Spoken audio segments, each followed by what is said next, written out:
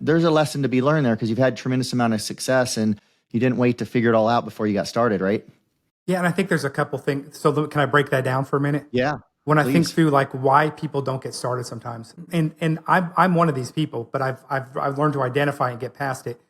One is we're afraid of failure, and that is a lot of that is, yes, there's consequences, but part of it is our pride. But if you really think about it, think of all the people you know in your life. If they told you that they made a change in what they do for a living or in where they live or something like that, you probably wouldn't give it more than 10 seconds thought. No. You go, happy for you, buddy. But that person agonized over it for years. What are people going to think? What are they going to say if I do? Nobody cares. Right. And one of the best examples I ever had, and this was an early business I had as well, I had a cleaning company. And I forgot to mention that one. And what happened is I went to work for this guy who was in college. He was finishing his law degree.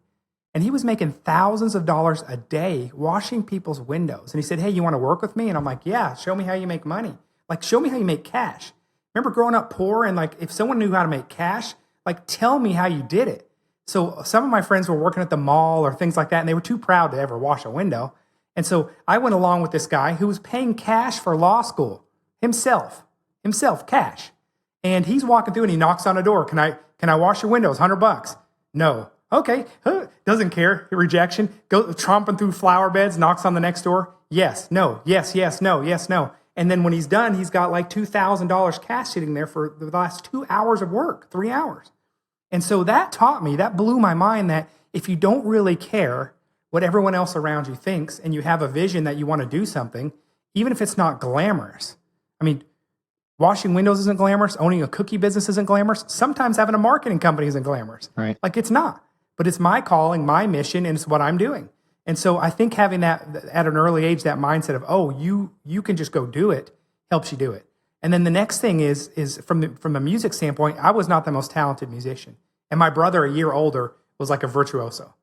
He like stopped taking piano lessons, was like doing concertos at 9 years old. And I'm screeching a violin and then trying to play my bass. And so I realized back then is if I work harder, I can fake it till I make it. Yep. And so there was a summer that I would practice for 50 hours a week on my bass.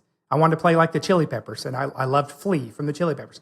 And so I would practice slap bass for 50 hours till my hands were bleeding, till I was putting glue on them and do it again and do it again and do it again. And guess what? People thought I was the best slap bass player they knew because I put in the work. So even though I wasn't naturally gifted at it, and there are some things that maybe I'm not going to ever be able to play in the NBA, probably, unless they change a lot of rules. But that was something that if I worked really hard and devoted myself to it with reckless abandon, that I could do it. And so doing that at an early age showed me, hey, if there's something I think I can get really good at and I put in the work, I'm going to do it. And I know that I started realizing too, Alan, that a lot of people were just like me. And either they were working really hard or most of them weren't working really hard and I was going to outwork them and figure it out because I'm going to get up earlier and work harder and I'm going to learn the craft.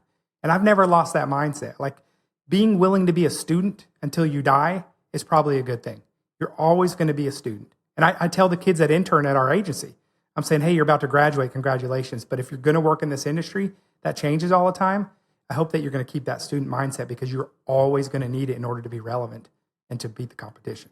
So good. So many golden nuggets there, Derek. So good. And even going back to one of the first ones you just dropped, not being worried about what other people think about you. And I've said this so many times, and it took me years to realize that, like you said, people they're not as worried about us as that, as we think they are. They're too worried. They're too busy worrying about what other people are thinking about them to be concerned that whether we moved or changed careers is like whatever, or whether we failed, and had to get back up and dust ourselves off and keep going again. So anyway, so good. So good. If I can say one thing on that is the people that I like to lean into, like the mentors that I want to be around, those that really inspire me and can take me from here to here to here to here, they are looking for, and I do the same thing with people I work with. Inherently, I want to see people that have made mistakes and have learned from them. I don't want to work with someone with an unblemished record. Respectfully, like that, there's no mosaic to your story that way. In fact, you're probably hiding something if you've never made a mistake and have no lessons, right? So 100%. It actually just keeps building you to be a more well-rounded mosaic of your character, and you attract quality people when you've done that.